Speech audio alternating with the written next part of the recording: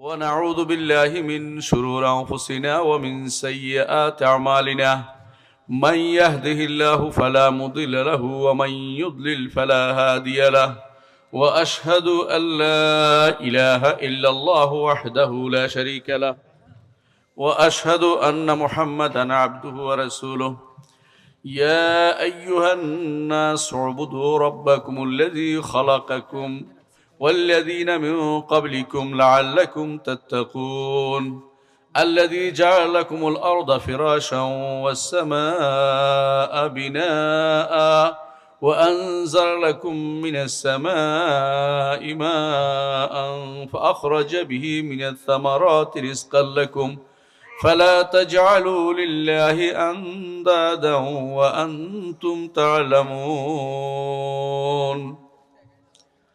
আলহামদুলিল্লাহ। চুয়াডাঙ্গা কার্পাস ডাঙ্গা না, সরিষা ডাঙ্গা শব্দগুলি খুব সুন্দর। সরিষা ডাঙ্গা, চুয়াডাঙ্গার সরিষা ডাঙ্গা মাদ্রাসা ময়দানে এসেছি। দারুস সুন্নাহ মডেল মাদ্রাসা। আল্লাহ তাআলার কাছে দোয়া করি আল্লাহ যেন আমাদের মজলিসটা কবুল করেন, আমিন। প্রিয় ভাইরা, ওয়াজ তো অনেক শুনেছেন, ওয়াজ অনেক হয়েছে, আরও অনেকদিন শুনেছেন। আমি কিন্তু ওয়াজ করতে পারি না, আগে বলে দিলাম।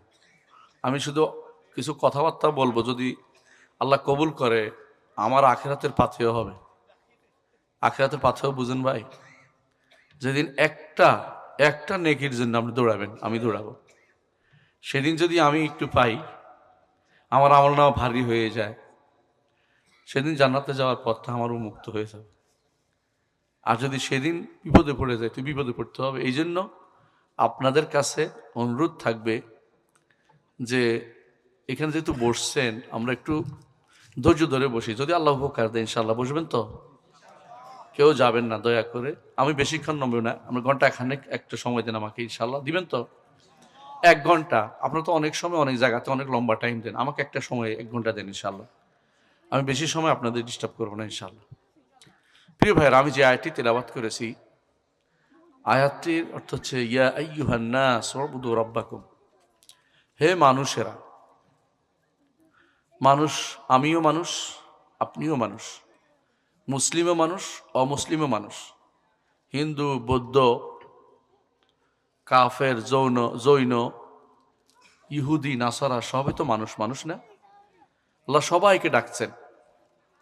আল্লাহ যখন কাউকে ডাকেন তাহলে অবশ্যই ভালো কিছু বলবেন, তাই না? আল্লাহ আপনাকে ডাকছেন, আল্লাহ আপনাকে ডাকছেন, এটা কত বড় নেয়ামত আপনি বুঝতে পারেন? আপনাকে একটা পথ দেখাবেন, যেই পথ অনুসরণ করলে আপনি জান্নাতে যেতে পারবেন। আল্লাহ সব মানুষকে ডাকতেছেন, উবুদু রাব্বাকুমুল্লাযী খালাকাকুম।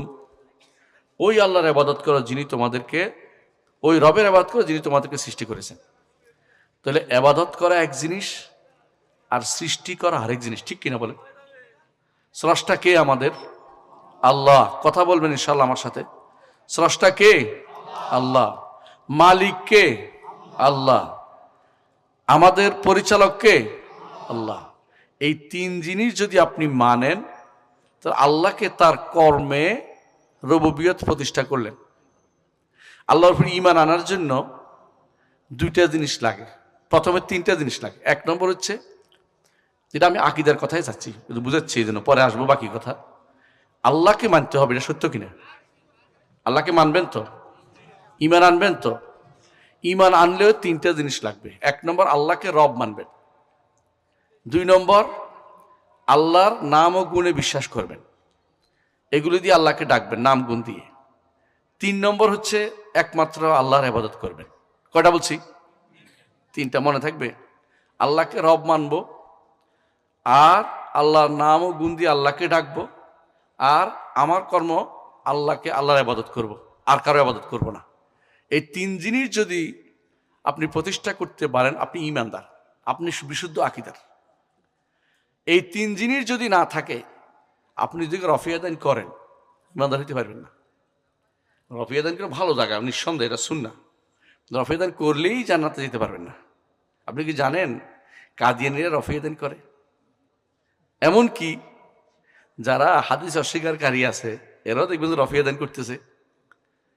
এমনকি একেবারে দুর্ভাগা যারা, ওই যে একটা গোষ্ঠী আছে যারা কাফের হয়ে গেছে, ওদের মধ্যে নামাজ কিন্তু আছে, এটা রফিয়া দান আছে। কিন্তু ভাই, রফিয়া দান আমরা সুন্নাহ হিসাবে করি, রসুল আদর্শ হিসাবে করি। রসুলকে মানার পদ্ধতি হচ্ছে রফিয়া দান, পরিচয় এটা আমাদের, এটা করব সন্দেহ নাই। কিন্তু আকীদাটা আগে বিশুদ্ধ করতে হবে। আকীদা বিশুদ্ধ না হলে আপনার সুন্নার কোনো মূল্য থাকবে না। প্রথম হচ্ছে আকীদা শুদ্ধ করতে হবে আপনাকে। একটু বুঝাই বলি, আল্লাহ তাআলা সর্বপ্রথম যেই রাসূলকে দুনিয়াতে পাঠিয়েছেন তার নাম কি জানেন? কি নাম? আদম? না, আদম তো নবী। নূহ আলাইহিস সালাম। আহসান, বারাকাল্লাহু ফিক। সর্বপ্রথম যে রাসূল পাঠিয়েছেন হচ্ছেন নূহ আলাইহিস সালাম। নবী এবং রাসূলের মধ্যে পার্থক্য কি বলতে পারবেন? আমি কিছু ক্লাসের মতো পড়াইতে জন্য বলতেছি। নবী হচ্ছেন যিনি ঈমানদার কওমের ভুল হয় এগুলি শুদ্ধ করতে আসছেন, কাফের হয় নাই। ভুল হচ্ছে, এদেরকে সালাত আদায় করতেছে ভুল করতেছে, এদের যাকাত দিতে ভুল করতেছে, উল্টাপাল্টা করতেছে, দেয় না, মানে না, শোনে না, এগুলি ঠিক করতে আসে।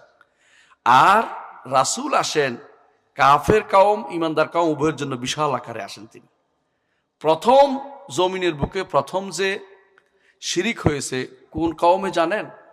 নূহ আলাইহিস সালাম কওম। এর আগে 10 প্রজন্ম ছিল। ইবনে আব্বাস রাদিয়াল্লাহু বলেন, কানান নাসু উম্মাতান ওয়াহিদা, মানুষ একটা দল ছিল, একটা গোষ্ঠী ছিল, শিরিক ছিল না। ওই মানুষগুলি আদম থেকে শুরু করে নূহ পর্যন্ত 10টা প্রজন্ম কোনো শিরিক করে নাই। এক একটা প্রজন্ম দিয়ে 1000 বছর বাঁচে, তাহলে 10টা প্রজন্ম কত বছর বাঁচছে ভাই? হ্যাঁ, 10,000 বছর বাঁচছে। 10,000 বছর কোনো শিরিক ছিল না। প্রথম 10,000 বছর কোনো শিরিক ছিল না। আপনি বুঝতে পারছেন কথাটা? এরপরে প্রথম শিরিকটা কেন হয়েছে এটা কিন্তু সহিহ বুখারীতে আসছে, এমনকি কোরআনে কারিমও আসছে। কোরআনে কারিমে আল্লাহ তাআলা বলতেছেন, وقالوا لا تذرن ودا ولا وقالوا لا تذرن آلهتكم ولا تذرن ودا ولا سواعا ولا يغوث ويعوق ونسرا। তারা একে অপরকে কি বলতেছিল জানেন? যে তোমাদের ইলাহাদের ছাড়িও না। নেতারা, নেতা কোসের বুঝেন? সমাজের নেতা বুঝেন তো? এখন যেমন নেতাগুলি আছে না, দেখবেন যে ভোটের জন্য আসবে সময় মতো নেতাগুলি। এতদিন কি ছিল, ডুব মারিয়েছিল, এখন সময় মতো মাথা উঠে দেখবে, কারণ ভোটের সময় এসেছিল। তো এই নেতাগুলো এরা আয়সা বলতেছিল, লা, সাবধান, লা তাযারুন্না আলিহাতাকুম, তোমাদের ইলাগুলি ছাড়বা না। ইলাগুলি কি? ওয়ালা তাযারুন্না ওয়াদ্দান ওয়ালা সুওয়াআন ওয়ালা ইয়াগুসা ওয়া ইয়াউকা ওয়া নাসরা। এই 5 জন আল্লাহর ওলি ছিলেন। ওলি বুঝেন তো? বাংলাদেশে ওলির অভাব আসেনি। এখান থেকে শুরু করে যদি কোনো আপনি ঢাকা পর্যন্ত যান, রাস্তার আশেপাশে দেখবেন প্রচুর ওলি আল্লাহ, শুধু শুয়ে আছে, কোনো কাম নাই এদের। আবার ইয়াও অনেকে দেখবেন যে উপরে লাল লাল লালিয়াও টাঙ্গাই ফেলছে, তাই না? পয়সাও নিচ্ছে, লাল শালও টাঙ্গাইছে। অলি আল্লাহর কোনো শেষ নাই, এত অলি আল্লাহ বাংলাদেশে। ওই সময় 5 জন অলি আল্লাহ আসছিল শুধুমাত্র, বুঝছেন তো? ঘটনা কি? ইবনে আব্বাস রাদিয়াল্লাহু বলছেন কি, নূহ আলাইহিস সালামের যখন দুনিয়াতে আসেন ওই সময় 5 জন আল্লাহর নেককার বান্দা ছিল, সত্যি সত্যি। ওয়াদ, সুয়া, ইয়াগুস, ইয়াউক, নাসার। কোরআন আল্লাহ তাআলা সূরা নূহের মধ্যে উল্লেখ করেছেন 5 জনের কথা। ইবনে আব্বাস সহিহ বুখারীতে আসছে, কিতাবুত তাফসীরের মধ্যে হাদিসটা আসছে, আমি বলতেছি এটা। ইবনে আব্বাস বলেন যে 5 জন অল্প কয়েকদিনের মধ্যে মরে যায়। মানুষ হঠাৎ করে মরে যেতে পারে না, যেমন আমাদের শেখরা অনেকে মরে গেছেন, আমরা দেখছি। এখন তারা খুব খারাপ। আপনাদের মন খারাপ হয় না এলাকার কোনো ভালো একজন মানুষ মারা গেলে? শয়তান এসে বললো যে শোনো, তোমাদের একটা কাজ করে দিতে পারি। সেটা কি? এদের একটা ছবি এঁকে দিতে পারি।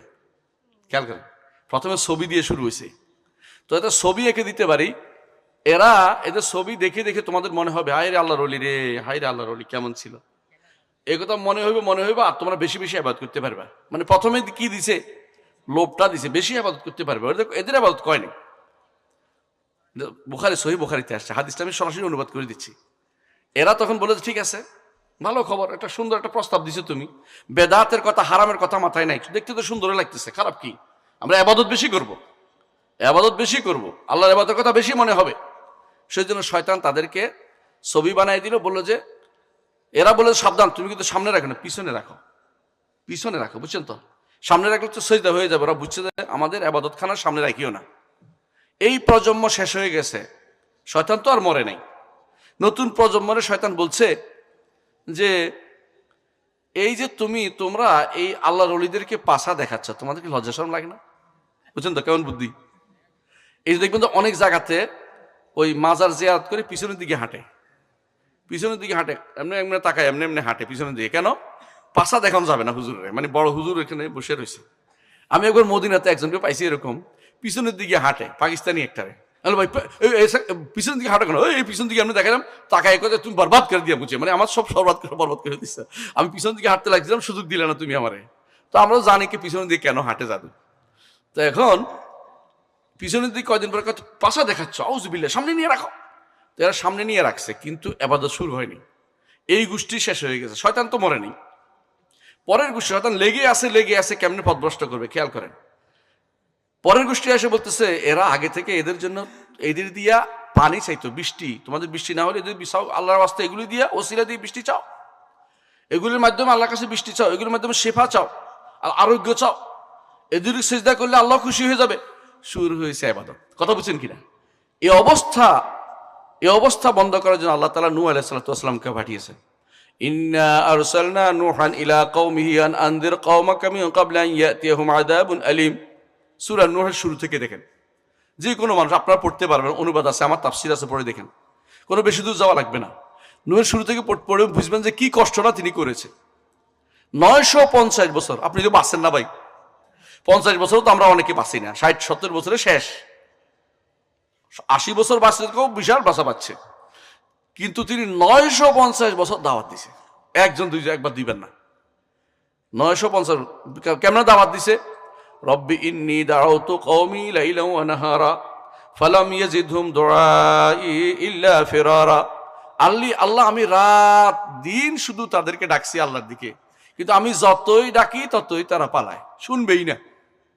এমনকি তারা একে অপরকে ওসিয়ত করছে যে নূহের সামনে যাইবে না, সন্তানদের ওসিয়ত করে গেছে মরার আগে, সাবধান, নূহ কিন্তু আছে, ওর কাছে যাইবে না।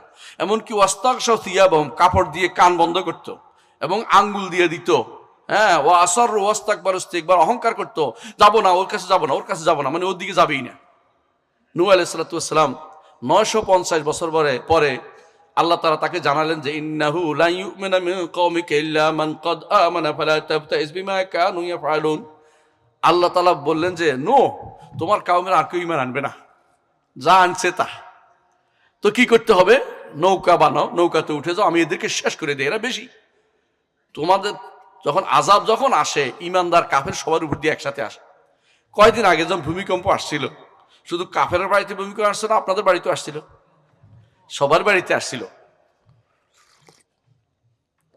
যখন আযাব আসে সবার উপর দিয়ে আসে, নিয়ম এটা। এই জন্য নূহ আলাইহিস সালাতু ওয়াস সালামকে ওই জায়গাতে সরে যেতে হয়েছে। কিন্তু সরে কোথায় যাবে?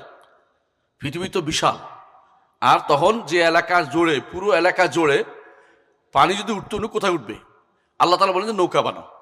বিশাল এক জাহাজ বানিয়েছেন তিনি, জাহাজের মধ্যে তিনি উঠছেন। আল্লাহ তাআলা বলেছেন যে প্রত্যেক জোড়া জোড়া প্রাণী নাও, কারণ সব ডুবে যাবে। তোমার পরিবারকে উঠাও। পরিবারকে উঠাইছে, এক ছেলে বাকি আছে, উঠে নাই। তার জন্য তিনি একটু বলছেন, আল্লাহ আপনি তো বলছেন আমার সন্তানদের বাঁচাবেন, আমার সন্তান তো এটাও আমার সন্তান। আল্লাহ তাআলা কঠিন ধমক দিলেন, ইয়া নূহ ইন্নাহু লাইসা মিন আহলিক ইন্নাহু আমালুন গায়রু সালিহিন ফালা তাসআলনি মা লাইসা লাকা বিহি ইলম ইন্নী আ'ইযুকা আন তাকুনা মিনাল জাহিলিন। নূহ, ইন্নাহু আমালুন গায়রু সালিহ, নূহ এটা তোমার সন্তান নয়। সন্তান তো অবশ্যই বায়োলজিক্যাল সন্তান, কিন্তু পরিবারের অন্তর্ভুক্ত নয়। তোমার পরিবার হচ্ছে ঈমানদাররা পরস্পর পরিবার। আমরা সবাই যদি ঈমান আনি নবীর পরিবার অন্তর্ভুক্ত হব, আর ঈমান না আনলে নবীর পরিবার ঢুকতে পারবো না। সোজা কথা বুঝাইতে পারছি? এই জন্য নূহ আলাইহিস সালাতু ওয়াস সালাম তার সন্তানকে আল্লাহ বলছে এটা তোমার পরিবার লোক না, যদিও তার বায়োলজিক্যাল সন্তান, তারপরেও তা তোমার পরিবার লোক হইতে পারে নাই। এই জন্য রাসূলুল্লাহ সাল্লাল্লাহু আলাইহি ওয়াসাল্লাম তাবিরা এটা বলেন যে আলে মুহাম্মদ, রসুলের পরিবার সবাই, প্রত্যেকটি ঈমানদার নেককার বান্দা রসুলের পরিবার অন্তর্ভুক্ত। যখন আমরা দোয়া করি আসসালামু আলাইনা ওয়া আলা ইবাদিল্লাহিস সালিহিন, আশহাদু দোয়াটা করি না, এই দোয়াটা ঘুরে ফিরে আমাদের উপর দিয়ে আবার আসে, আমাদের উপর দিয়ে, বুঝছেন তো? আসসালামু আল নবী বলি না, আসসালামু আল নবী বলি না, এবং আলা আলী বলি, আবার ঘুরে ফিরে আমাদের উপর দিয়ে আসে। কেন? কারণ আমরা নবী পরিবার অন্তর্ভুক্ত হয়ে গেছি ঈমান আনার কারণে। ঈমান যদি ঠিক থাকে আমরা সব পাবো, ঈমান ঠিক নেই কিছু পাবো না। কথা বুঝছেন? নূহ আলাইহিস সালাতু ওয়াস সালাম আল্লাহ তাআলার কাছে দোয়া করলে, আল্লাহ দুনিয়ার বুকে আর কাউকে আমাদের ছাড়া কাউকে জীবিত রাখেন না। আল্লাহ তাআলা তাদেরকে সবাইকে ধ্বংস করে দিয়েছেন। কে বাকি ছিল? ৮০ জন। ৮০ জন, ৮০ জনের মধ্যে কারোর সন্তান হয় নাই, একমাত্র ৩ জনের সন্তান হয়েছে। একজন হচ্ছে হাম, একজন হচ্ছে সাম, একজন হচ্ছে ইয়াফেস। হামটা হচ্ছে কালোরা, হচ্ছে আফ্রিকানরা, আর আমাদের মধ্যে যারা একটু কালো আছি তারা, আমরা তো বাংলাদেশ শঙ্কর জাতি, সব একরকম না, শঙ্কর আছি মানে সব মিলেমিশে আছি, ভাগাভাগি নেই। ইউরোপিয়ানরা হচ্ছে ইয়াফেস, সাদা চামড়ার, আর আরবরা হচ্ছে সাম, এরা হচ্ছে মিশ্র বর্ণের, একবারে কালো না একবারে সাদাও না, মাঝামাঝি। আমাদের মধ্যে মিশ্র বর্ণটা বেশি আলহামদুলিল্লাহ, মানে এটা সেমিটিক যাদেরকে বলা হয়। এই ৩ জন দিয়ে আল্লাহ সারা দুনিয়া আবার ভর্তি করে দিয়েছেন। এই জন্য নূহকে বলা হয় দ্বিতীয় আদম। নূহ আলাইহিস সালাম দ্বিতীয় আদম। কথা বুঝছেন তো? নূহ আলাইহিস সালাম এদের মধ্যে সন্তানরা ৩ জনে আবার ইসলাম প্রচার করেছেন সারা দুনিয়াতে। আবার তাদের মধ্যে বিভ্রান্তি আসলো। আল্লাহ তাআলা কওমে আদকে এত বিশাল শক্তি দিলেন, বিশাল ক্ষমতা, এক একজনকে দেখে একটা গাছের মতো লম্বা, বিশাল। আল্লাহ বলছে লাম ইউখলাক মিসলুহা ফিল বিলাদ, এদের মতো কাউকে আমরা দুনিয়াতে সৃষ্টি করিনি, এত বড় বড় বানিয়েছিলাম। কান্নাহুম আজাজু নাখলিন খাওয়িয়া, যেন বিরাট খেজুর গাছ উল্টে রয়েছে, মরে গেছে। এই সময় আল্লাহ তাআলা এটা বলছেন যে বিরাট খেজুর গাছ যেন উল্টে গেছে, এরকম পড়ে আসিল। এই কওমে আদের কাছে এখন যদি আপনি যান, ওদের কোনো লাশ পান, এটা হলো আরবের, সৌদি আরবের মরুভূমি একটা আছে, রবুল খালি বলে ওইটাকে। এই মরুভূমির ভিতরে তাদের লাশ খুঁজে পাওয়া যায়, কয়দিন পর পর একটা বের করে দেখা যায় ও বেটার এই মাথার খুলির কাছে, এই বেটা মাথার খুলির চেয়ে ছোট, একটা লম্বা মানুষ, যত লম্বা মানুষ এত বিশাল লম্বা মানুষ। আল্লাহ তাআলা বলছে এত লম্বা ছিল। এদেরকে যখন তাদের নবী হুদ বললেন যে আল্লাহর ইবাদত করো, তোমরা ৩ জন ইবাদত করতো, বলতে না ৩ জন ইবাদত করি না, এক আল্লাহর ইবাদত করো। তারা বলছে আমার আল্লাহ আবার কোত্থেকে আসলো? আমাদের সে শক্তি কেডা আছে? মানে শক্তিশালী হলে মানুষ পাগল হয়ে যায়, কথা বুঝেন কিনা? এখনো দেখবেন যে ক্ষমতা পাইলে কিছু মানুষ পাগল হয়ে যায় না? যারা ক্ষমতা যায় তারা পাগল হয়ে যায়। পাগল কি করবে না করবে, কারে কেমনে আক্রমণ করবে, কারে কেমনে ধরবে, দাড়িওয়ালারে কেমনে ধরবে, বদনামি কেমনে করবে, কেন কারে সন্ত্রাসী করবে, এই চিন্তা বসে থাকে। আর কোনো কিছু না পাইলে শব্দ এটা পাইছে সহজ, এটা কি সন্ত্রাসী। ইমানদার মানুষ, নামাজি মানুষদের সন্ত্রাসী বলা হয়, একটা জন্য কায়দা পরিণত হয়েছে, নাউজুবিল্লাহ। ওদের নীতি হচ্ছে এটা। আর কিছু না পাইলে ছোটখাটো একটা তো রাজাকার তো আছে, এই শব্দ একটা। এগুলি সবই হচ্ছে বিভ্রান্তিমূলক কথাবার্তা। এগুলি শয়তানরা বসে তৈরি করে, এদেরকে কানের ভিতরে ঢুকিয়ে দেয়, এটা বল এটা বল। মনে রাখবেন, আল্লাহর দুনিয়াতে ঈমানের উপর টিকে থাকা হচ্ছে সবচেয়ে বড় কঠিন জিনিস। রাসূলুল্লাহ সাল্লাল্লাহু আলাইহি ওয়াসাল্লাম বলেছেন, এমন একটা সময় আসবে সকালে ঈমানদার থাকবে, বিকালে কাফের হয়ে যাবে। রাতের বেলা ঈমানদার থাকবে, সকালে আবার কাফের হয়ে যাবে। কারণ এত ফিতনার ভিতরে মানুষ যাবে যে এই ফিতনা মানুষকে দুনিয়াতে ঈমানের উপর টিকে থাকতে দিবে না। এজন্য ঈমানটাকে আপনার শক্তিশালী করতে হলে ঈমান কি তা জানতে হবে। ঈমান কি তা জানতে হবে। আল্লাহর উপর ঈমানের জন্য প্রথম যেটা করতে হবে, আকীদার দার্স, এটা প্রথম দার্স হচ্ছে এটা, আল্লাহ তাআলার সত্তার উপর ঈমান আনতে হবে, যে একটা সত্তা আছেন যিনি সৃষ্টির ভিতরে নন। এক নম্বর কথা, বুঝতে পারছেন? তিনি কোথায়? আরশের উপরে। কোথায় তিনি? আরশের উপরে, সব কিছুর উপরে। সৃষ্টির ভিতরে কোনো সত্তা নাই, আল্লাহ সত্তা নাই। সৃষ্টির ভিতরে যদি কেউ মনে করে আল্লাহ তাআলার সত্তা আছে, সে ব্যক্তি কাফের।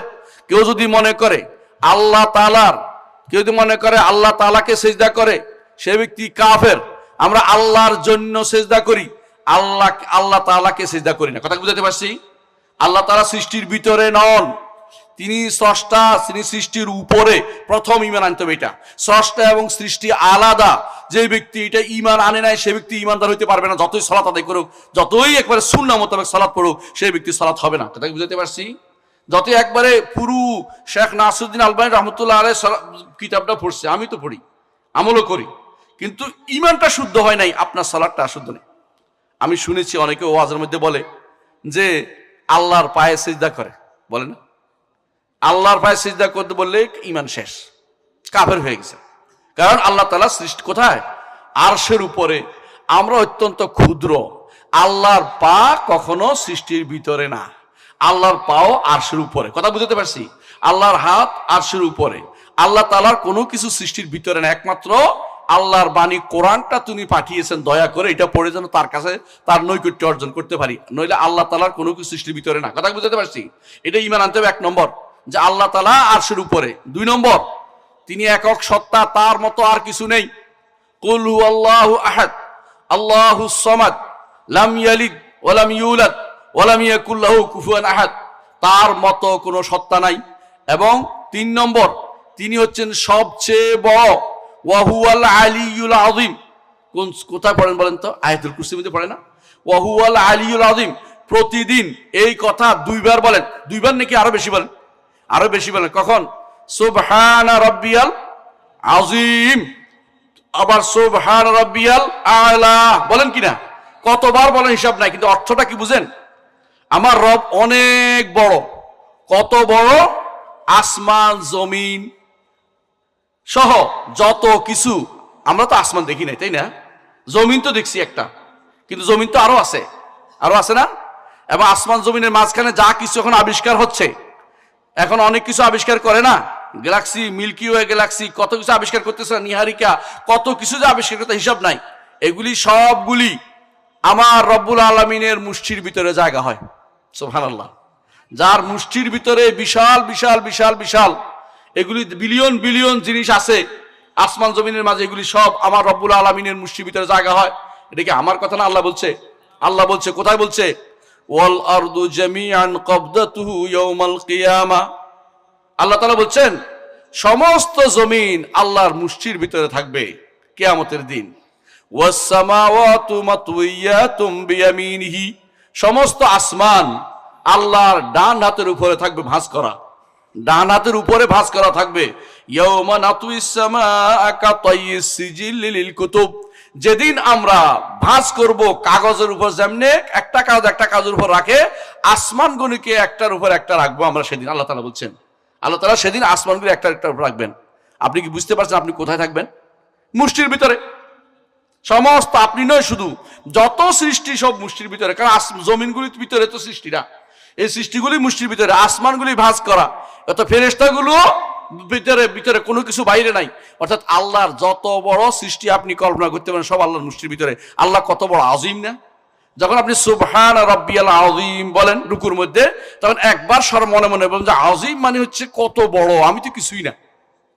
তো আল্লাহ এত বড়, আপনি আল্লাহকে তখন যদি বলেন যে আল্লাহ আল্লাহ আল্লাহর পায়ে সিজদা করেন, তো আপনি বিশাল ধরনের গুনার কাজ করছেন। আরেক দল বলতেছে আল্লাহ কুদরতি ভাবে সিজদা করে, এটা আরেক বিভ্রান্তি। আল্লাহ তাআলা আরশের উপর, আমরা মাটিতে সিজদা করি, সহজ কথা। কারণ আমার নবী শিখিয়ে দিয়েছেন এইভাবে সিজদা করতে হবে, আমরা এইভাবে করি। আমার নবী শিখিয়ে দিয়েছেন সিজদা কেমনে করতে হবে, তিনি দেখে বলছেন 7 অঙ্গ মাটিতে রেখে সিজদা করতে হবে, সেটা শিক্ষা করি। কিন্তু আল্লাহ তাআলা আরশের উপরে, তিনি দেখেন, একটা উদাহরণ দিলে বুঝতে পারবেন। সেটা কি? মালাকুল মউত দেখছেন? দেখেন নাই। মালাকুল মউতের নাম শুনছেন? আপনারা কি বলেন? আজরাইল। আজরাইল নামে আসলে কোনো ফেরেশতা নাই। আল্লাহ তাআলা কোরআনে কারিমে এবং রাসূল সাল্লাল্লাহু আলাইহি ওয়াসাল্লাম তার হাদিসে শব্দ হচ্ছে মালাকুল মউত। আজরাইল নাম এটা আমরা বানাইছি, কয়েকজন মিলে হুজুররা বানাই ফেলছে, পড়ায়ও, ছাত্রদেরকে পড়াচ্ছে, জিজ্ঞাসা করে কোনদিন কোনো হাদিসে আছে কিনা। কোরআনও নাই, হাদিসও নাই। আজরাইল শব্দটি আছে কি? মালাকুল মউত। মালাকুল মউতের সামনে সারা পৃথিবী একটা ডালার মতো। মেয়েরা মাছ বাছে না? আপনি যখন পুকুর থেকে মাছ ধরে আনেন, ছোট ছোট মাছ ধরে আনেন, তাই ডালার মধ্যে রাখে বাঁচতে থাকে। পুরো পৃথিবীর যত মানুষ আছে, মালাকুল মউত এত বড় যে তার সামনে ডালার মতো, ডালার মধ্যে বেছে বেছে কারে কি মারতে হবে, কারে এখন মারতে হবে, কারো পরে মারতে হবে, কারো রোগ দিতে হবে, সব কিন্তু এইভাবে করে। কথা বুঝতে পারছেন? এত বড় মালাকুল মউত। আর মালাকুল মউত তো আমার রবের কাছে কত ক্ষুদ্র, চিন্তা করে দেখছেন? রব কত বড়, আবার বুঝতে কি অসুবিধা হবে? কোনো অসুবিধা হবে না। এই জন্য যখন এটা বুঝবেন, এটা হচ্ছে আপনার প্রথম আল্লাহর সত্তা সম্পর্কে ধারণা আপনাকে শুদ্ধ হইতে হবে। দ্বিতীয় হচ্ছে তিনি আলা, আলী, উপরে। এই জন্য আপনি কি বলেন? সাব্বিহ ইসমা রাব্বিকাল আলা, সুবহানা রাব্বিয়াল আলা, ওয়া হুয়াল আলিয়্যুল আযীম। তিনি আলী, উপরে। কত উপরে আপনি বলতে পারবেন না। এই যে কত উপরে আমি একটু বুঝতে পারি। এই যে জমিন আমাদের এখন, এই জমিনের উপরে কত উপরে আসমান কেউ এখন পর্যন্ত ভেদ করে যেতে পারে নাই। একজন গেছে, আটকে গেছে, আর আসে নাই, আসবে। তিনি কে? ঈসা আলাইহিস সালাম। আরেকজন জিয়া 7 আসমান ভেদ করে গিয়া আরশের কাছ থেকে আল্লাহর সাথে কথা বলে আবার দুনিয়াতে আসছেন, তিনি হচ্ছেন মুহাম্মদুর রাসূলুল্লাহ সাল্লাল্লাহু আলাইহি ওয়াসাল্লাম। বুঝছেন তো? এই আসমানগুলো এক একটা থেকে একটা কত দূরত্ব। আমার নবী বলেছেন যে একটা থেকে একটা দূরত্ব 700 বছরের রাস্তা, 500 বছরের রাস্তা। কিসের? দ্রুতগামী যে কোনো একটা বাহনের দ্রুত 500 বছরের রাস্তা। এত দূরে সবগুলি বিশাল, এগুলি অতিক্রম করে এগুলি সবই নিচে এবং এগুলি সবই ছোট। তারপর হচ্ছে আরশ। আরশ হচ্ছে সবচেয়ে বড় সৃষ্টি। আরশের উপর হচ্ছেন রব্বুল আলামিন। তিনি ছাড়া আরশের উপরে আর কিছুই নেই, তিনি শুধু আরশের উপরে আছেন। আরশের সামনে কুরসি হচ্ছে ছোট একটা ফেলে রাখা ভূমি, কথা বুঝছেন? আর এই কুরসির ভিতরে যাবতীয় আসমান জমিন 7টা মুদ্রা। মুদ্রা বুঝেননি? টাকা বুঝেননি? 1 টাকার নোট দেখছেন না? 5 টাকার নোট আছে না আদলি? 5টা আদলি যদি কোনো আপনি পৃথিবীর কোনো একটা জায়গা ছেড়ে দেন, বিমান থেকে ফেলে দিচ্ছেন, খুঁজে পাইবেন? আর খুঁজে পাইবেন না। বুঝছেন তো? এই 7টা আসমান জমিন কুরসির ভিতরে, এত কুরসি এত বড় যে আপনার আমার পৃথিবী যেগুলি এতগুলি আবিষ্কার হচ্ছে, এগুলি 7টা ছোট্ট জিনিস, এত ক্ষুদ্র জিনিস। এর উপর আল্লাহর আরশের সামনে কুরসি একেবারে ক্ষুদ্র একটা জিনিস। আল্লাহর আরশও কত বড় আল্লাহ ছাড়া কেউ জানে না। রাসূলের হাদিস, ওয়াল আরশু লা ইয়াকদিরু কদরুহু ইল্লাল্লাহ। আরশ কত বড় আল্লাহ ছাড়া কেউ জানে না। বুঝছেন তো কথাটা? যেমন আল্লাহ তাআলা তিনি কত উপরে এবং কত বড়, এটা আপনার ধারণা নিয়ে সালাত আদায় করলে আপনার কিন্তু সালাত এমনি শুদ্ধ হবে। আপনি ভয় পাবেন যে এত মহান আল্লাহর সামনে আমি দাঁড়িয়েছি, যিনি, যার জন্য আমি সিজদা করলে তার কোনো উপকার হয় না, আমারই শুধু উপকার, তাই না? আল্লাহ কি আমার সেজদার কোনো মুখাপেক্ষী নাকি? আল্লাহ আমার রুকুর মুখাপেক্ষী না। হাদিসে কুদসিতে আল্লাহ তাআলা বলেন, ইন্নামা হিয়া আমাল নফসিহা লাকুম, হে বনি আদম, এগুলি তোমার জন্য, তোমার আমল তোমার জন্য আমি হিসাব করে রাখি। তুমি যদি কোনো আমল করতে পারো আল্লাহ শুকরিয়া আদায় করো, না করতে পারলে তওবা ইস্তেগফার করো। কিন্তু অহংকার করতে যেও না যে আমি আমল করবো না বা করতে যাব না, এটা অহংকার করতে যেও না, কারণ তাহলে তুমি বরবাদ হয়ে যাবে। তাহলে আমরা কি শিখলাম? যে আল্লাহর সত্তার উপর ঈমান আনতে হলে কয়টা জিনিস বলছি?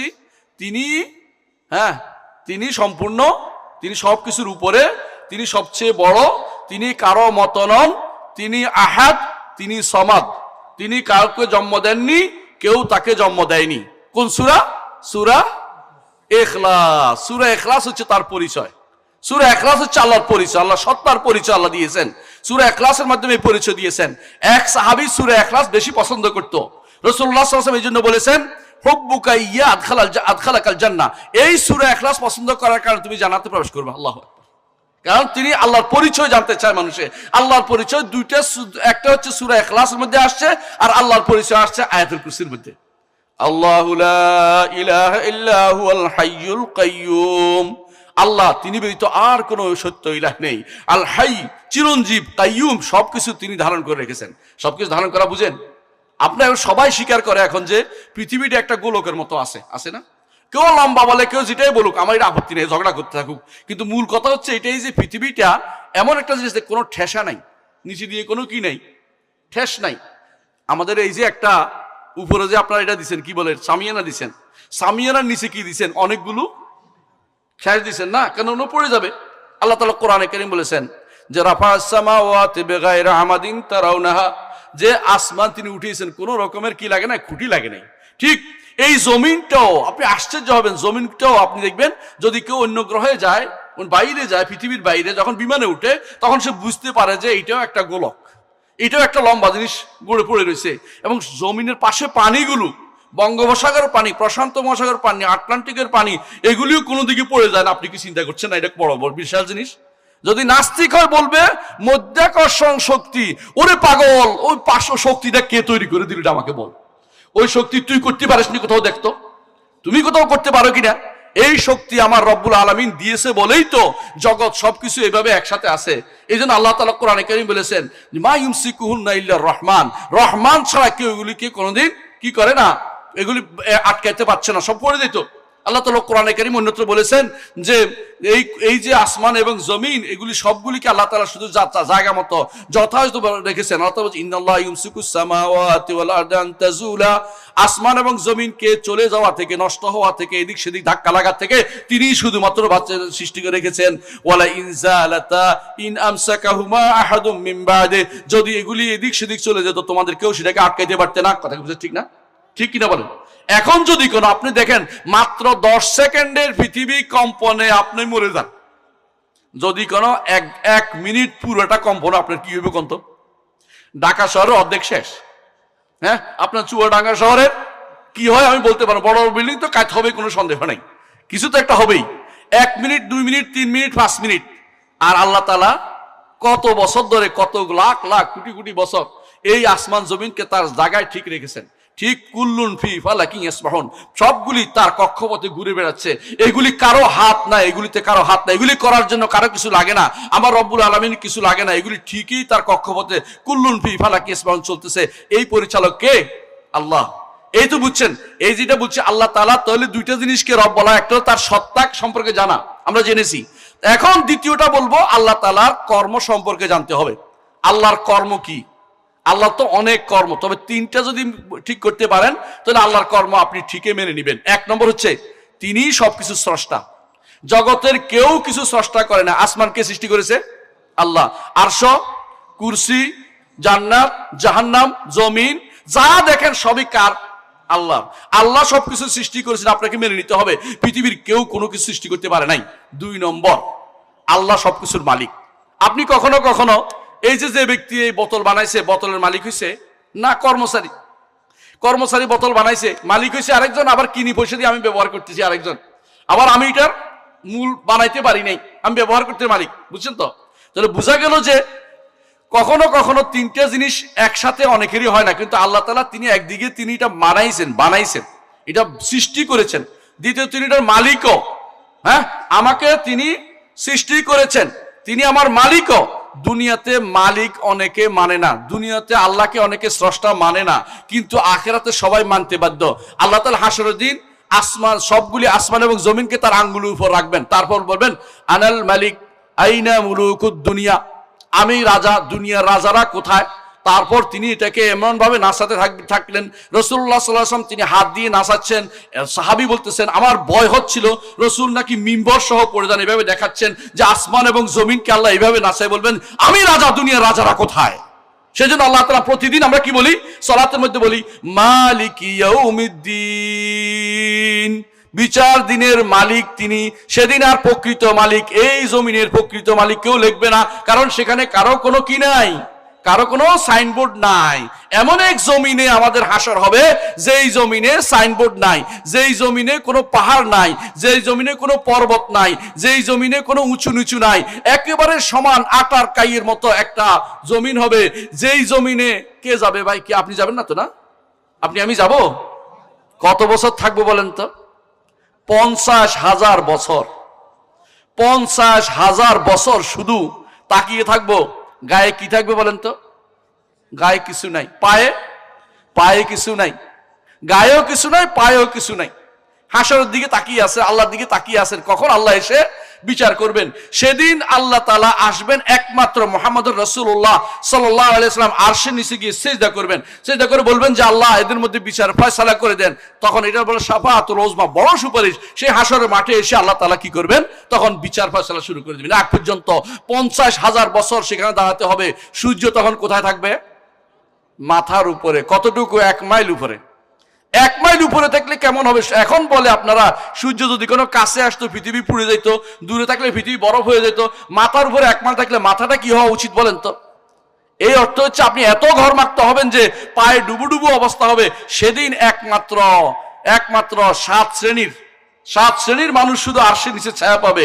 এদের সবার একটাই বড় গুণ হচ্ছে এরা একমাত্র আল্লাহর উপর ভরসা করে চলেছে। এরা দুনিয়ার কোনো কিছু চিন্তা করে নাই, আল্লাহকে ভয় করেছে, শুধু আল্লাহকে ভয় করেছে, শুধু আল্লাহকে ভয় করেছে, একমাত্র আল্লাহর ইবাদত করেছে, আল্লাহকে চিনেছে দুনিয়াতে। আখিরাতে এই জন্য আল্লাহ তাদেরকে হেফাজত করবেন, কষ্ট দিবেন না, তাদেরকে আরশের নিচে ছায়া দিবেন। কথা বুঝতে পারছি? এই কঠিন দিনের মালিক কে? আল্লাহ। মালিক কে? আল্লাহ। তাহলে আল্লাহ তাআলা তিনি আমাদের স্রষ্টাও, তিনি আমাদের মালিকও। কেউ দুনিয়াতে মানে, কেউ দুনিয়াতে মানে না, কিন্তু হাসরের মাঠে উপস্থিত হইতে কাউকে কেউ বাধা দিতে পারবে না। আল্লাহ তাআলা কোরআনে কারীম বলেছেন, ওয়া নুফিখা ফিস-সূরি ফাইদা হুম মিনাল আজদাসি ইলা রাব্বিহিম ইয়ানসিলুন। আর সিংহায় ফুৎকার দিবে, কবর থেকে সবাই দ্রুত পদে এসে আল্লাহর সামনে উপস্থিত হয়ে যাবে। কিভাবে হবে আপনি কল্পনা করতে পারবেন। আল্লাহ তাআলা বলছেন, কাআন্নাহুম ইলা নুসুবিন ইউফিদুন, যেন তারা লক্ষ্য বস্তুর দিকে দৌড়ে যাচ্ছে। লক্ষ্য বস্তু বুঝেন কিনা? যদি বলা হয় এখান থেকে ওই রাস্তার মাথা পর্যন্ত যে আগে যাবে তারে আমি 1 লাখ টাকা দিব, দেখবেন যে কতজন যে দৌড় দেয়, কত দূরে দৌড় দিতে পারে হিসাব নাই। হাসরের মাঠে যখন উপস্থিত হবে, আপনি মনে করেন না হাসরের মাঠে দেরি হবে, সবাই দ্রুত গিয়ে সেখানে উপস্থিত হবে, কিন্তু দেখবে যে অবস্থা খুব খারাপ। কেন? কারো পা ডুবে যাচ্ছে, কারো শরীর ডুবে যাচ্ছে, কারো ডুবু ডুবু নিঃশ্বাস ফেলতেছে কোনো রকমে।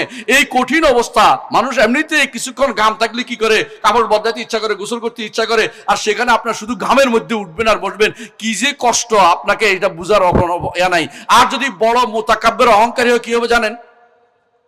আমার নবী বলেছেন, অহংকারীরা সেদিন একেবারে দুনিয়াতে বড় বড় অহংকার দেখাচ্ছে না এখন, সেদিন তারা পিঁপড়ার মতো হবে, পায়ের নিচে একে অপরে, অর্থাৎ অন্যদের পায়ের নিচে তারা বলবে।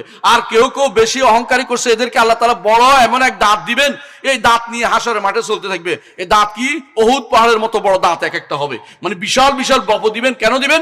আযাব বাড়ানোর জন্য, কষ্ট বাড়ানোর জন্য কষ্ট দিবেন। এক একজনকে আল্লাহ এক এক রকমের শাস্তি হাসরের মাঠে দিবেন। হাসরের মাঠের কষ্টের কোনো সীমা থাকবে না। ওই সময়ে আপনি আমি ওই সময় নিজের মালিকানা বলতে কোনো কিছু থাকবে না। সেদিন শুধু প্রত্যেকে বলবে, ইয়া নাফসি ইয়া নাফসি, আমি তো কিছুর মালিক নই। ওয়ালাকাদ জিতুমুনা ফুরাদা কামা খালাকনাকুম আউওয়ালা মাররাতিন ওয়া তারাকতুম মা খাওয়ালনাকুম ওয়ারা আযহুরিকুম। আল্লাহ তাআলা বলছেন, আমার কাছে যেভাবে তোমরা দুনিয়াতে পাঠিয়েছিলাম এভাবে একাই আসছো। আসার সময় একা আসিনি আমরা, একা বুঝি কিনা? অনেকে হয়তো বলতে পারে যে আমার বোনও আমার সাথে 2 জন মিলে আসছিলাম, ওই আবার একাই ঘুরে ফিরে, একাই ভিন্ন ভিন্ন, একাই। আবার যখন যাবেন একাই, একই কবর ভিন্ন ভিন্ন হবে। আবার যখন হাসর মাঠে উঠবেন একাই। দুনিয়াতে মায়ার টানে সন্তানের প্রতি মায়ার টানে যে হারামগুলি খাচ্ছি, যেই হারাম কালে আমরা কাজগুলি করতেছি, এগুলি কিছুই দুনিয়াতে আখিরাতে নিয়ে যেতে পারবো না। ওয়া তারাকতুম মা খাওয়ালনাকুম ওয়া রাযহুরিকুম, তোমাদেরকে যে সম্পদ দিয়েছিলাম এগুলি তোমরা রেখে চলে আসতে হবে। ভাই, কাফনের কাপড়ে কোনো পকেট নাই, আছে? দিতে পারবে? খাবার কিছু দিয়ে দিলে হবে, প্রশ্ন তো দিয়ে দিলে হবে। অনেক মানুষ আছে প্রশ্নোত্তর দেওয়ার চিন্তা ভাবনা করে, উপর থেকেই প্রশ্নোত্তর পৌঁছায় দেয়। কেউ আজান দেয় কবরের মধ্যে, কেউ কবর উপর থেকে বলে দেয়, ও আল্লাহর বান্দা তুমি তো বলতে, মানে প্রশ্ন জবাব লেগে নকল সাপলা দিতে আছে, বুঝলেন তো? কি বলে, তুমি তো দুনিয়ার বুকে আল্লাহকে রব বলতে, মোহাম্মদকে নবী বলতে, এবং ইসলামকে একমাত্র তোমার জীবন ব্যবস্থা দিন বলে মানতে, সুতরাং এখন উত্তর দাও। কাম হবে? মুখস্থ করে দিলে কাজ হবে? কখন কাজ হবে?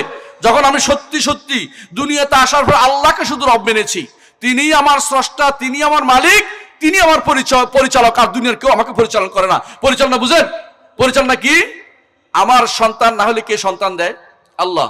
আমি অসুস্থ হলে কে সুস্থতা দেয়? আল্লাহ।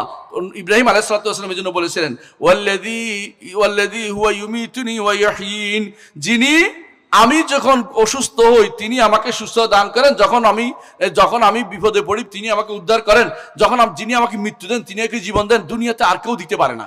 যারা তথাকথিত গাউস কুতুব বিশ্বাস করছে তারা সব কাফের, কোনো সন্দেহ নেই। কেন কাফের? গাউস অর্থ হইলো, গাউস বুঝেন কিনা? আপনারা বুঝেন না, আপনারা দেখা ভালো মানুষের জন্য, কিন্তু কিছু কিছু মানুষ মনে করছে সেই এলাকাগুলি আপনি এখান থেকে হাঁটতে যান, দেখবেন যদি কোনো আপনি কুষ্টিয়ার দিকে যাইতে পারেন তার অভাব নাই শিরকের। তো দেখবেন কি কিছু কিছু জায়গার মানুষ মনে করতেছে এটা যে পৃথিবী পরিচালনার জন্য বিশেষ বিশেষ নেককার বান্দারা আছে, এদেরকে বলা হয় গাউস। বলে যে গাউস মানে উদ্ধারকারী। এরা বিশেষ থাকে, এদের অধীনে থাকে কুতুবরা আবার বিশেষ একটা শ্রেণী আছে, এদের নিচে থাকে ওই অলিরা, এর নিচে থাকে অমুকরা তমুকরা। এইভাবে তারা পৃথিবীটাকে একটা আলাদা একটা জগৎ বানাই ফেলছে। এগুলি হিন্দুদের থেকে নেয়, হিন্দুদের মধ্যে এরকম জিনিস আছে। হিন্দু নিয়ে এরা মনে করছে যে দুনিয়া পরিচালনার জন্য আলাদা আলাদা গোষ্ঠী রয়েছে। নাউজুবিল্লাহ। এইটা যদি কেউ মনে করে সে আল্লাহকে রব মানে নাই। আল্লাহকে রব মানতে হলে বলতে হবে প্রত্যেকটি জিনিস আমার রব্বুল আলামিন পরিচালনা করেন। কোনটা তিনি সরাসরি অর্ডার দিয়ে পরিচালনা করেন, কোনটা তিনি ফেরেশতাদেরকে করতে বলেন। বুঝলেন কথাটা? আপনাকে কোনো কাজে লাগাই নেই, ফেরেশতাদেরকে ইচ্ছা করে লাগিয়েছেন। তিনি কেন? যাতে করে পরীক্ষা করে কি ফেরেশতার ইবাদত করে না আল্লাহর ইবাদত করে। তিনি কাজে লাগিয়েছেন ফেরেশতাদেরকে। ফেরেশতারা আল্লাহর ইবাদত করে। কিভাবে ইবাদত করে? সুবহানাল্লাহি ওয়া বিহামদিহি, ইউসাব্বিহুর রাদু বিহামদিহি ওয়াল মালাইকাতু মিন খিফাতিহি। ফেরেশতারা কি করে? সুবহানাল্লাহ বিহামদি, সারাদিন বলতে আছে সুবহানাল্লাহ বিহামদিহি। এজন্য সবচেয়ে উত্তম জিকিরের মধ্যে একটা হচ্ছে সুবহানাল্লাহি ওয়া বিহামদিহি। আল্লাহর কাছে যারা আছে ইউসাব্বিহুনা বিহামদি রাব্বিহিম ওয়া ইস্তাগফিরুনা লিল্লাযিনা আমনু রাব্বানা ওয়াসি'তা কুল্লা শাইইন রাহমাতাও ওয়া ইলমা ফাগফির লিল্লাযিনা তাবু ওয়াত্তাবাউ সাবিলাকা ওয়া কিম আযাবাল জাহিম। আল্লাহ তাআলার আরশের চারপাশে ফেরেশতারা কিন্তু কি আছে? গোল হয়ে আছে, সালাত আদায় করতেছে আরশের কাছে। আল্লাহর চারপাশে না, আরশের চারপাশে। কথা বুঝেন? আল্লাহর আরশে এত বড়, চারপাশে এত বেশি ফেরেশতা, তারা চারপাশে ঘিরে কি করতেছে? আল্লাহ তাসবিহ পাঠ করতেছে। আল্লাহ কোরআনে কারীম বলছেন, ওয়া তারাল মালাইকাতা হাফিনা মিন হাওলিল আরশ। আর আপনি দেখতে পাবেন মালাইকাদেরকে আরশের চারপাশ ঘিরে আছে। ইউসাব্বিহুনা বিহামদি রাব্বিহিম, তাদের রবের তাসবিহ পাঠ করতেছে। কথা বুঝেন কিনা? কিন্তু আপনিও কিন্তু আরশের সামনে যান। কখন যান জানেন? জানেন কিনা? কেউ জানেন কিনা? ইমানদার কখন আরশের সামনে যায়?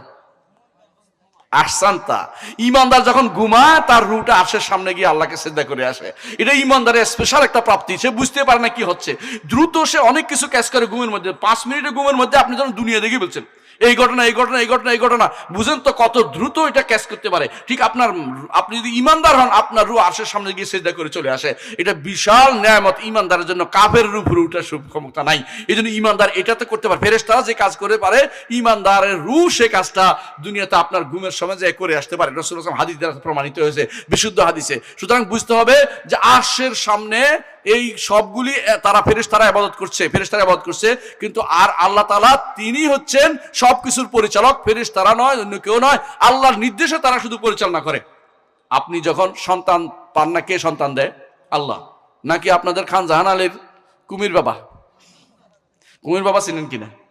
কুমির বাবা ওয়াজ আছে একটা, আমি নিজে দেখছি, ভিডিওর মধ্যে দেখছি।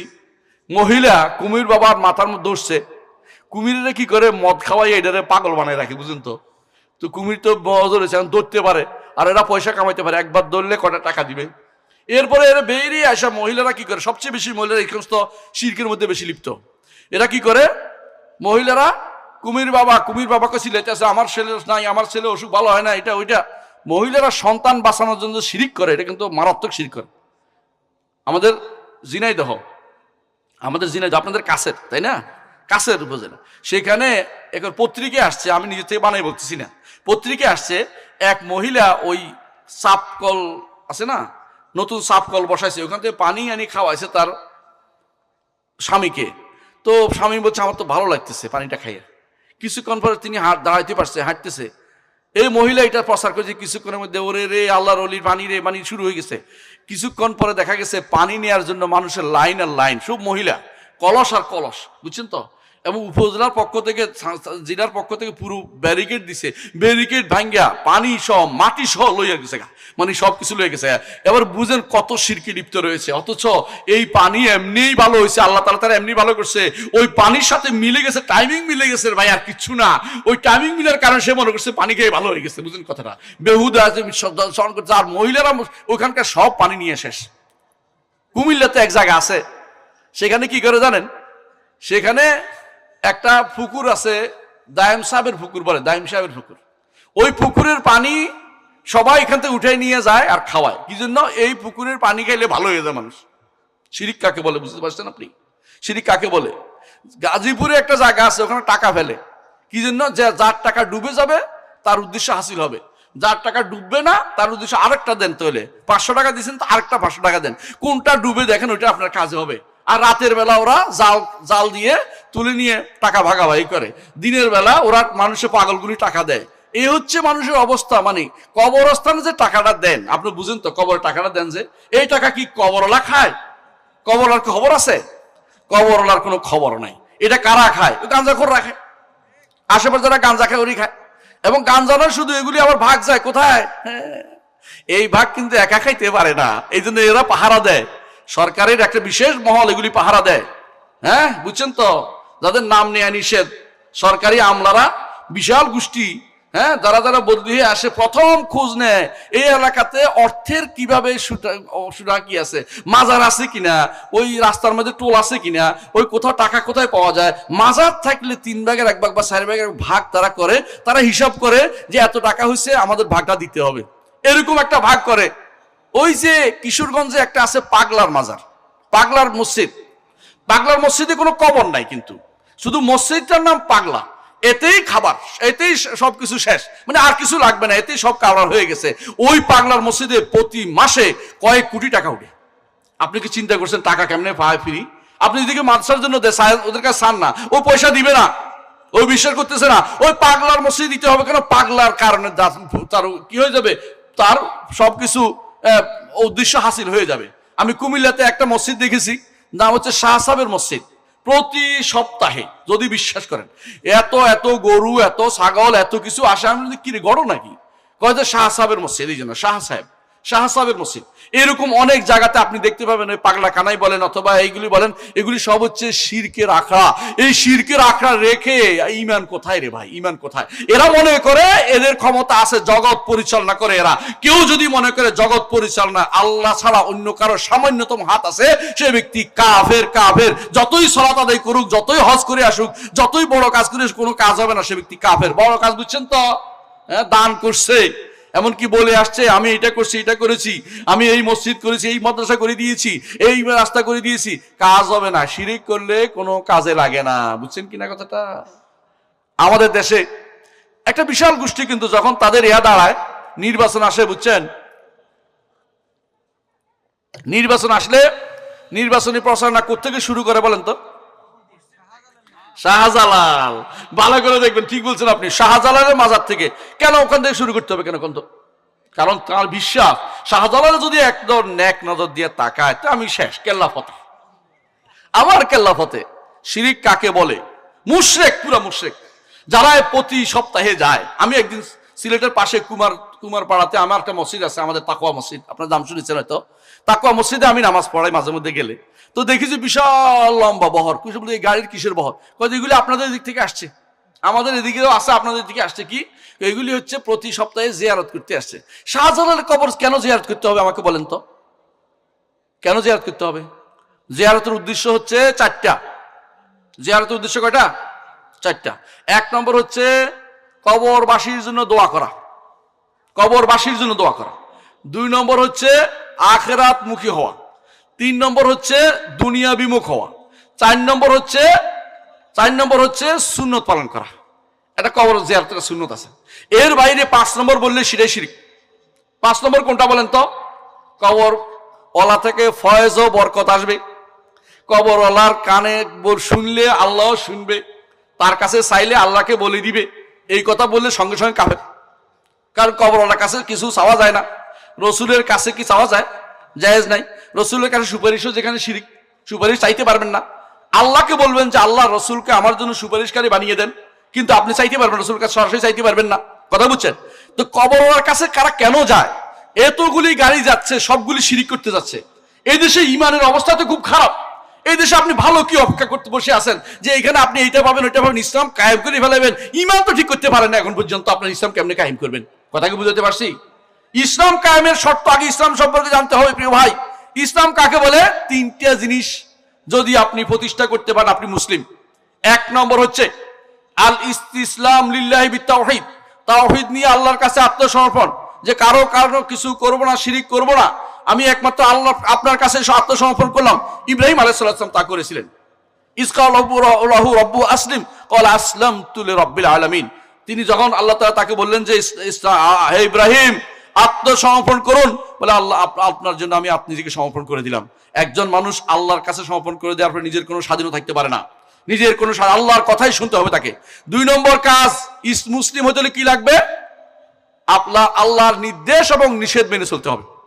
আল্লাহর নির্দেশ এবং আল্লাহ কিয়াদ লাহু বিত্তাআ বলে, আল্লাহর নির্দেশ এবং নিষেধ মেনে চলতে হবে।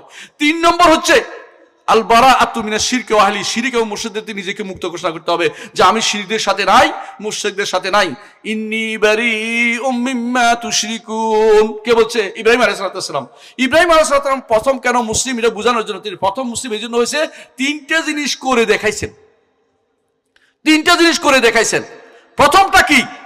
তিনি যখন তাকে বলা হলো যে চলো মেলায় যাবে, মূর্তির কি হবে? মূর্তি মেলার মধ্যে মূর্তির আমরা প্রদর্শনী করব। মূর্তির প্রদর্শনী বুঝেন তো? এখন মূর্তির প্রদর্শনী হয়, কে কোনটা, দেশের মূর্তির প্রদর্শনী আর লাগে না, কোনায় কোনায় বসাই দিছে, রাস্তার কোনায় বসাই দিছে। গত 16-17 বছর যা দেখছি এগুলি তো আর বলার বাইরে না, এখনো অনেকগুলি রয়ে গেছে, আরো বানানোর জন্য অনেকে নাকি শুনছি হ্যাঁ বিশাল বিশাল বাজেট তৈরি করেছে। আল্লাহ, এগুলি শিরকি আখড়া কিছুই না, এগুলি কোনোভাবে বৈধ হতে পারে না, এগুলি হারাম ছাড়া কিছুই না। যারা এগুলি বানাবে আল্লাহর কাছে জবাবদিহি করতে হবে, যদি ক্ষমতাতে এগুলি বানায় আল্লাহর কাছে জবাবদিহি করতে হবে। আমরা এগুলির বিরুদ্ধে প্রতিবাদ করছি, এগুলি হারাম ছাড়া কিছুই না, এগুলির বিরুদ্ধে এগুলি কোনোভাবেই মুসলিম দেশে এগুলি স্থান পাইতে পারে না। কোনায় কোনায় মূর্তি দাঁড় করে দিয়েছেন আর মূর্তির প্রদর্শনী করতেছেন। ইব্রাহিম আলাইহিস সালাম কি বললেন?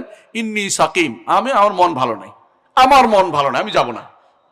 কি চুপ ছিলেন? না, সবাই যখন চলে গেছে একটা একটা করে ব্যাঙ্গে চূর্ণ করে ফেলছে। সবাই এসে বলছে কে করলো, কে করলো?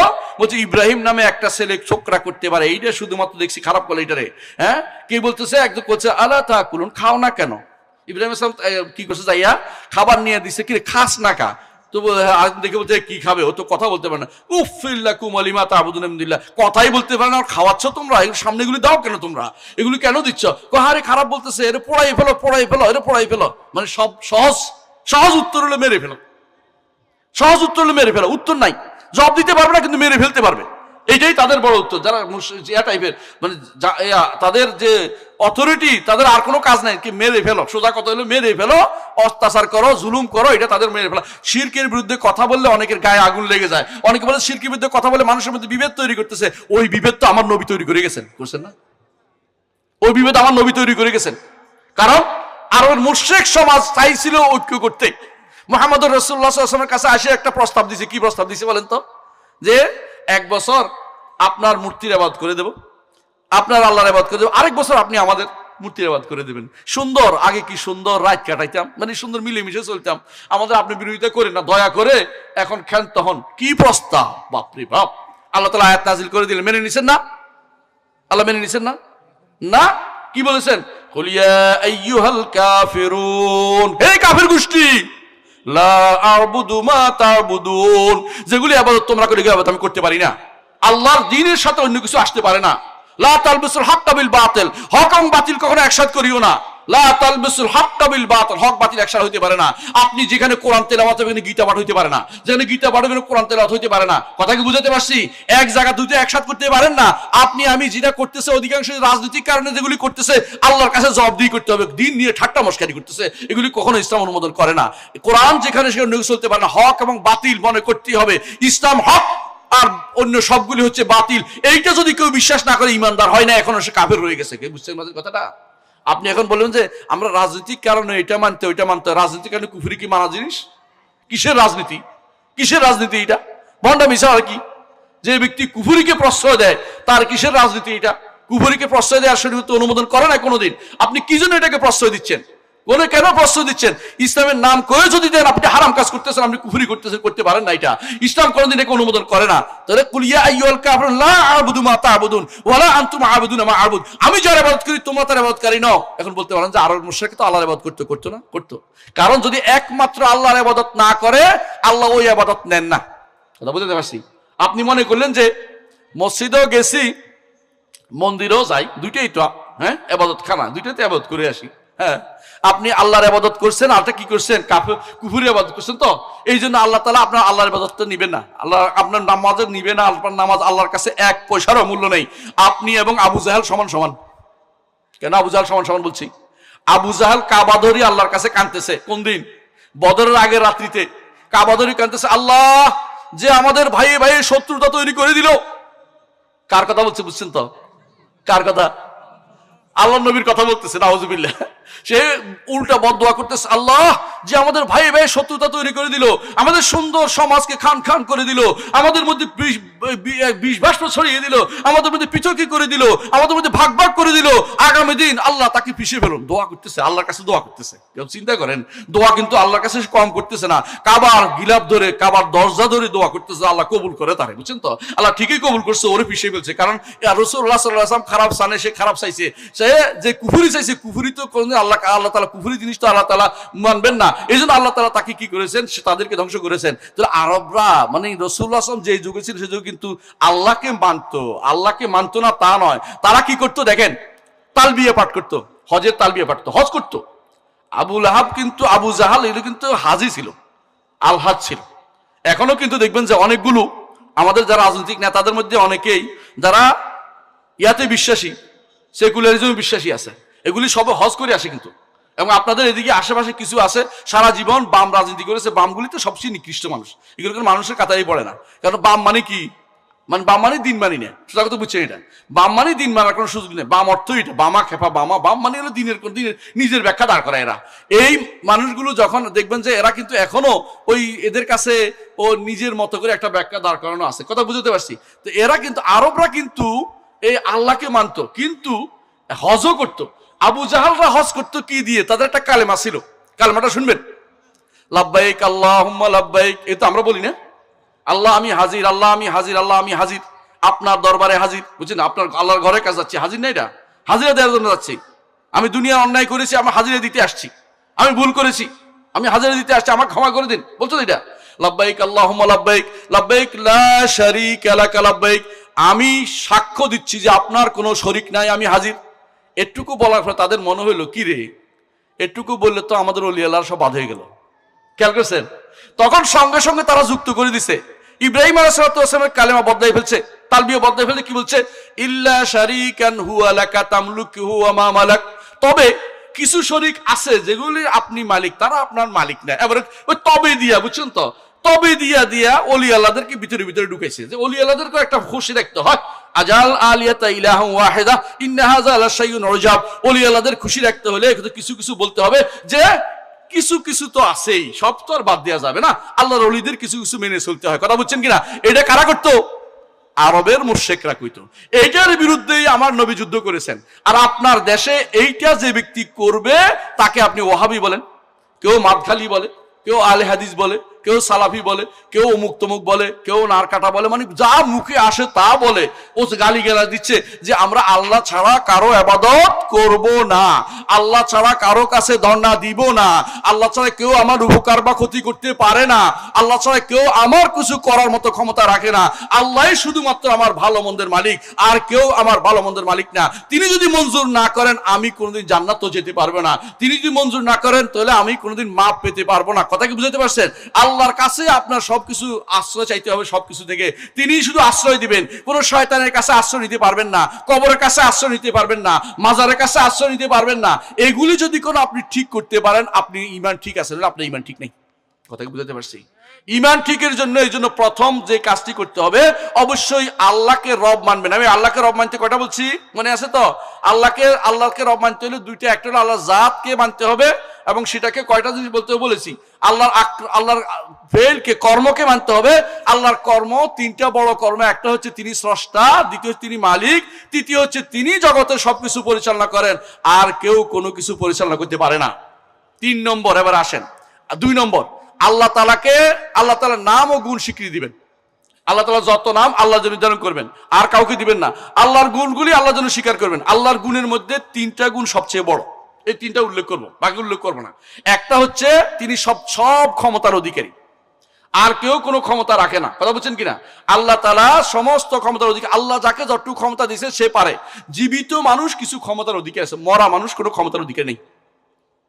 জীবিত মানুষও যদি উপস্থিত থাকে সে আপনাকে কিছু একটা দিতে পারে। যেমন আমি বলতে পারি যে আমার চাটা ঠান্ডা হয়ে গেছে, একটা চা দেন, বলতে পারি, কারণ জীবিত মানুষ আছে। কিন্তু আমি যদি বলি যে ও খান জাহাঙ্গীর সাহেব আমার একটা চা খাওয়ান, তাহলে শিরক হবে এটা, কারণ সে তো অনুপস্থিত এবং সে মরা অনুপস্থিত অক্ষম, এর কাছে কিছু চাওয়া যায় না।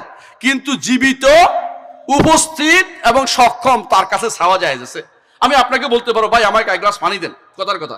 কিন্তু আমি যদি বলি যে ও শাহজালাল সাহেব আপনি আমাকে একটা পানির ব্যবস্থা করে দেন, আপনি কিন্তু সঙ্গে সঙ্গে কাফের হয়ে গেছেন, কারণ আপনি এখানে শিরিক করেছেন। কথা বুঝছেন?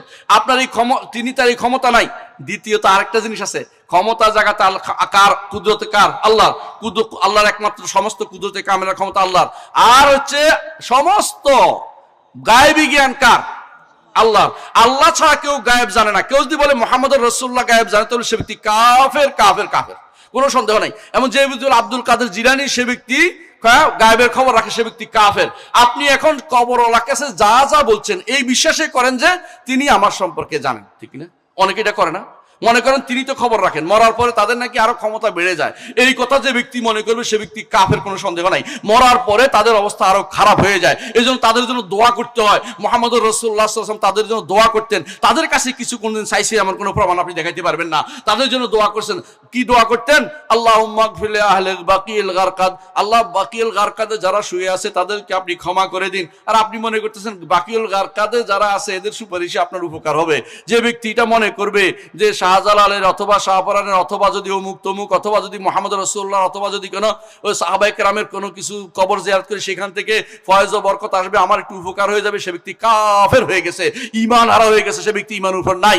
এইটা হচ্ছে আকীদা বিশুদ্ধ করার মূল জিনিস। তাকে বুঝাতে পারছি কথাটা? কারণ তারা গায়েব জানে না, তাদের এই ক্ষমতাও নাই, গায়েবও জানে না, ক্ষমতাও নাই। দুনিয়া থেকে আপনি যতই ডাকেন কবরবাসীকে উত্তর দিতে পারে না? পারে না। কবরবাসী আল্লাহ যদি কোনোদিন কাউকে শোনায়, এটা ব্যতিক্রম জিনিস, এটা আলাদা জিনিস, এটা আমাদের কাছে খবরও আসবে না। আল্লাহ কাউকে শোনাতে চাইলে অনেক কিছু শোনাইতে পারে, এটার সাথে কোনো সম্পৃক্ততা নেই। মূল জিনিস হচ্ছে কবরবাসী কিছু শোনে না। ওয়ামা আনতা বিমুসমিইম মান ফিল কুবুর, যারা কবরে আছে হে নবী আপনি তাদেরকে শোনাইতে পারবেন না। নবী যেখানে শোনাইতে পারবেন না, আপনি কোত্থেকে শোনাবেন? আপনি শোনানো যায় কোথায়? আপনি কোত্থেকে শোনাবেন তাদেরকে? কবরবাসীর কাছে কবরবাসী বিপদে আছে, তাদের কবরের উপরে যদি কোনো কেউ একটা ইট তুলে তাদের উপরে কষ্ট দেয়া হয়। কারণ কবরবাসী কষ্ট পায়। হাই জীবিত মানুষ যেভাবে কষ্ট পায়, মরা মানুষ তেমনি কষ্ট পায়। কবর উপরে হাঁটা কষ্ট দেওয়া হয়, কবর উপরে ইট তোলা কষ্ট দেওয়া হয়, কবর উপরে সৌধ তোলা কবরবাসীকে কষ্ট দেওয়া হয়। এগুলি একদিকে হারাম, একদিকে কবরবাসীকে কষ্ট দেওয়া হয়। এই কবর বাধাই করা নিষেধ, কবর উপরে নাম লেখা নিষেধ, কবরকে কোন রকমের নাম বাসায় কবর উপরে কি সৌধ নির্মাণ করা নিষেধ। অথচ বেশিরভাগ বর্তমান সময়ে দেখবেন যে এই শিরকের মধ্যে সবাই লিপ্ত রয়েছে, এই গুনার মধ্যে সবাই লিপ্ত রয়েছে। অথচ এই ব্যাপারে কারো কোনো মাথা ব্যথা নাই।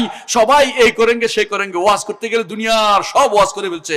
ঈমান ঠিক করছে কিনা আগে দেখেন, আপনার আশেপাশে এগুলি ঈমান ঠিক আছে কিনা খোঁজ নেন। এগুলি কি ঈমানের দাওয়াত দেয়? আপনার দায়িত্ব, আমার দায়িত্ব, প্রথম দায়িত্ব হচ্ছে এটা। কারণ মুহাম্মদুর রাসূলুল্লাহ সাল্লাল্লাহু আলাইহি ওয়াসাল্লাম এই দাওয়াত তিনি কত বছর দিয়েছেন বলতে পারবেন?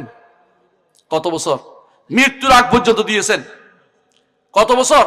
40 বছর থেকে শুরু করে 63 বছর পর্যন্ত তিনি এই পুরো 23 বছর জিন্দেগিতে এই পুরো দাওয়াত দিয়েছেন। বলতে পারেন শুধু মক্কার জিন্দেগি দেয় নাই, মদিনার জিন্দেগিও তিনি দিয়েছেন। সর্বশেষ যাকে তিনি পাঠিয়েছেন, তিনি যাকে সর্বশেষ পাঠিয়েছেন মুআয ইবনে জাবাল রাদিয়াল্লাহু আনহু ইয়েমেনে পাঠিয়েছেন। ইয়েমেনে মুআয ইবনে জাবাল রাদিয়াল্লাহু আনহুকে পাঠিয়েছেন ইয়েমেনে, এবং বলেছেন মুআয তুমি এসে হয়তো আমাকে আর জীবিত পাবে না। তিনি এসে আর তাকে জীবিত পাননি, এর আগে রাসূল দুনিয়া থেকে চলে গেছেন। কিন্তু পাঠানোর সময় বলেছেন প্রথম তুমি যাবে, যে তাদেরকে ডাকবে শাহাদাতু আল্লা ইলাহা ইল্লাল্লাহ, আল্লাহ ব্যতীত কারো ইবাদত পাওয়ার যোগ্যতা নাই, আল্লাহ ছাড়া কারো ইবাদত করব না। এই দাওয়াত সবার আগে তুমি পৌঁছাবে। বুঝছেন কিনা কথাটা? সবার আগে পৌঁছাবে। সর্বশেষ তার এইটাই ছিল ওসিয়ত। এমন কি তিনি এই ওসিয়তের কথাই তিনি মৃত্যুর আগে বলে গেছেন, যারা যারা এই কালেমা পড়ে মারা যাবে তাদেরকেও তিনি বলছেন যে তারা কি পাবে? তারা নাজাত পাবে। কি? যে ব্যক্তি বলবে লা ইলাহা ইল্লাল্লাহ বলে মরে যাবে সে ব্যক্তি নাজাত পাবে, কারণ তার কালেমা ঠিক করছে, অর্থাৎ তার আল্লাহ ছাড়া কারো ইবাদত করে নাই। কিন্তু আল্লাহ শুধু কালেমা পড়লে যদি কোনো ইবাদত করতে করতে শিরিক করতে করতে কালেমা পড়ে লাভ আছে? কোনো লাভ নাই। অনেকে তো কালেমা পড়তে পড়তে গাছে উঠে যায়, অনেক কালেমা পড়তে প্যান্ডেলে উঠে যায়, কলমে তো লাভ দিয়ে গায়ের উপরে পড়তেছে। আমি একজন দেখলাম কি লাভ দিয়ে পড়তেছে, আর ওই বেটাও পাগল। বেটা করতেছে আমার পাগল। তোমার পাগল হইবে কেন? ওই পাগলের সাথে তোমার কি সম্পর্ক কেন? তুমি কি পাগল নাকি? পাগলকে পাগল সাপোর্ট দিচ্ছে না, নাউজুবিল্লাহ। এর আগে এই কাজ করবে কেন? গাছে উঠবে কেন? রাসূলুল্লাহ সাল্লাল্লাহু আলাইহি ওয়াসাল্লাম সাহাবীরা কোনদিন গাছে উঠছিল না? মাছে উঠছিল না? প্যান্ডেলে উঠে গেছিল নাকি? নদী কিশোর উপর পার হয়ে গেছিল গাছ? এই জাতীয় জিনিসগুলো হচ্ছে সবগুলো হচ্ছে বিভ্রান্তি। এরা কতগুলো শয়তান তৈরি করে, শয়তান তাদেরকে ও মাথা প্যান্ডের ভিতরে এটা উঠে দেয়, লাভ দিয়ে উঠে, শয়তান লাফায় ব্যাঙের মতো লাফায় থাকে। এরা সবগুলো হচ্ছে বিভ্রান্ত, পথভ্রষ্ট। এইগুলি আশেপাশে অনেক দেখবেন যে ওলি আল্লাহর নাম দিয়া এখানে এসে ওয়াজ করতেছে, আশেপাশে এরকম দেখবেন যে পুরো মাঠ দখল করে ফেলতেছে, এবং হাজার হাজার মানুষ আসতেছে, এদের কান দিয়ে মরতেছে। কি জন্য কাঁদে? এটা তো বুঝে না। কেন কাঁদে? তার কাঁদাতে হবে আল্লাহর কাছে। কি জন্য কাঁদে? সুর দিয়ে গিয়ে কাঁদে। সুর আছে, সুর দিয়ে কাঁদতেছে। সুর দিয়ে কাঁদার জিনিস নয়, আল্লাহর জন্য একান্তে কাঁদার জিনিস। মুহাম্মদুর রাসূলুল্লাহ সাল্লাল্লাহু আলাইহি ওয়াসাল্লাম বলেছেন, যেই ব্যক্তি একান্তে আল্লাহকে স্মরণ করছে, আল্লাহর আযাবের কথা স্মরণ করছে, হাসরের মাঠে উপস্থিত হওয়ার কথা স্মরণ করছে, তারপর যে ব্যক্তি চোখ দিয়ে পানি পড়ে গেছে, আল্লাহ তাকে আরশের নিচে ছায়া জায়গা দিবেন। আলহামদুলিল্লাহ, আলহামদুলিল্লাহ। যে ব্যক্তি এই জন্য একান্তে আল্লাহর ভয় যেন আপনার মধ্যে থাকে, যে আমি শিরিক করব না, আমি কবর পূজা করব না, আমি মাজার পূজা করব না, আমি এইসব কারো কাছে কিছু চাইবো না, একমাত্র আল্লাহর কাছে আমি সবসময় চেয়ে বেড়াবো, আর কারো কাছে কিছু চাইবো না। আমার একজন বন্ধু আছে, একটা বই লিখছে, নাম দিছে শুধু আল্লাহর কাছে চাই। বইটা খুব সুন্দর নামটা না, শুধু আল্লাহর কাছে চাই। এটা আমার নবীর নির্দেশ। যখন তুমি কিছু চাইবে আল্লাহর কাছে চাইবে, যখন তুমি সাহায্য চাইবে আল্লাহর কাছে সাহায্য চাইবে। কোনো ব্যক্তি আপনার কোনো উপকার করতে পারবে আল্লাহ যদি মঞ্জুর না করে। আল্লাহ মঞ্জুর করবে, আপনি যদি মনে করেন যে কবরবাসীর কারণে আল্লাহ মঞ্জুর করবে, তো আপনি শিরকে লিপ্ত আছেন। কবরবাসীর কারণে মঞ্জুর করবে না। যদি বলতে পারেন তাহলে ওসিলা আছে না, ওসিলা শুদ্ধ কয়টা জানেন তো? 3টা ওসিলা শুদ্ধ। 1 নম্বর ওসিলা মানে মাধ্যম, যেটাকে বলে। ওসিলা শব্দের অর্থ হচ্ছে নৈকট্য। আল্লাহর কাছে নৈকট্য লাভ যদি করতে হয় আপনাকে, ওসিলা অর্থ মাধ্যমের কথা শুদ্ধ না। এরা কি করে দলিল দেয়, ইয়া আইয়ুহাল্লাযিনা আমানুত্তাকুল্লাহ ওয়াবতাগু ইলাইহিল ওয়াসিলা, হে ঈমানদারগণ তাকওয়া অবলম্বন তার কাছে ওসিলা তালাশ করো। ওসিলা অর্থই বুঝে না। ওসিলা অর্থ নৈকট্য। বাংলা ওসিলা আর আরবি ওসিলা ভিন্ন অর্থ। বাংলা ওসিলা মাধ্যম আছে, কিন্তু আরবি ওসিলা মাধ্যম অর্থ নাই। ডিকশনারি খুলে দেখতে বলেন, কোন ডিকশনারিতে ওসিলা অর্থ মাধ্যম নাই। ওসিলা অর্থ নৈকট্য তালাশ করা। এর অর্থ হচ্ছে আল্লাহর নৈকট্য তালাশের 3টা মাধ্যম। একটা হচ্ছে আল্লাহর নাম এবং গুণ দিয়ে আল্লাহকে ডাকা। ওয়ালিল্লাহিল আসমাউল হুসনা ফাদউহু বিহা। আমার নবী কি ডাকতেন? আল্লাহর নাম গুণ ওসিলা দিয়ে ডাকতেন। ইয়া হাইয়্যু ইয়া কাইয়্যুম বিরহমাতিকা আস্তাগীস আসলিহ লি শানি কুল্লাহু ওয়া লা তাকিলনি ইলা নাফসি তারফাত আইন। বলতে কি আমার নবী ইয়া হাইয়্যু ইয়া কাইয়্যুম দুইটা কি নাম দিয়ে এটা ওসিলা দিয়ে দিয়েছে। আর কি দোয়া করে? আউযু, কোথাও ব্যথা হলে কি বলে? আউযু বিল্লাহি ওয়া কুদরাতিহি মিন শাররি মা আজিদু ওয়া হাযা। 7 বার বলতে বলে নাই? এর থেকে আল্লাহর ইজ্জত এবং কুদরতের ওসিলা দিয়ে দোয়া করতেছে। এগুলি হচ্ছে আল্লাহর নাম এবং গুণের দোয়া করা। এই রাসূল শিখিয়ে দিয়েছেন। আর দ্বিতীয় দোয়া হচ্ছে নিজের নেক আমলের বিনিময়ে দোয়া করা। ওই 3 ব্যক্তি গর্তের ভিতরে পড়ে গেছিল, তারপর নিজের নেক আমলের ওসিলা দিয়ে আল্লাহ নৈকট্য অর্জন করেছে, আল্লাহ তাআলা গর্তের দরজা খুলে দিয়েছে। আর 3 নম্বর হচ্ছে একজন নেককার বান্দার সাথে দোয়া শরীক হওয়া, দোয়া করা, যেটা রাসূলুল্লাহ সাল্লাল্লাহু আলাইহি ওয়াসাল্লাম একজন ব্যক্তি যখন রাসূলের কাছে আসে, ইয়া রাসূল আমি চোখে দেখি না, রাসূলুল্লাহ সাল্লাল্লাহু আলাইহি ওয়াসাল্লাম বলেন যে তাহলে তুমি দোয়া করো আমার সাথে। সেই দোয়া শরীক হওয়ার পরে তার ওসিলা কবুল হয়েছে। কিন্তু এর বাইরে কবর ওসিলা, মাছের ওসিলা, গাছের ওসিলা, হুজুর ওসিলা, পীরের ওসিলা কোনোটাই শরীয়ত অনুমোদিত না। এগুলি হারাম হারাম হারাম। কোনোটাকে হারাম হয়, কোনটা শিরকে পর্যন্ত চলে যায়। যদি কোনো মনে করে যে এর কোনো ক্ষমতা আছে তাহলে শিরক হয়ে যাবে। আর যদি মনে করে আল্লাহর কাছে বলতেছি ওনাকেও বলবে তাহলে শিরক হয়ে যাবে। আর যদি মনে করে যে না আল্লাহই করবে, আমি শুধু ওনাকে আমি সম্মুখে স্মরণ করতেছি, তাহলে এটা বেদাত হবে, এটা হারাম হবে। অর্থাৎ কোনোভাবেই ব্যক্তি সত্তা দিয়ে ওসিলা ইসলামে জায়েজ নাই।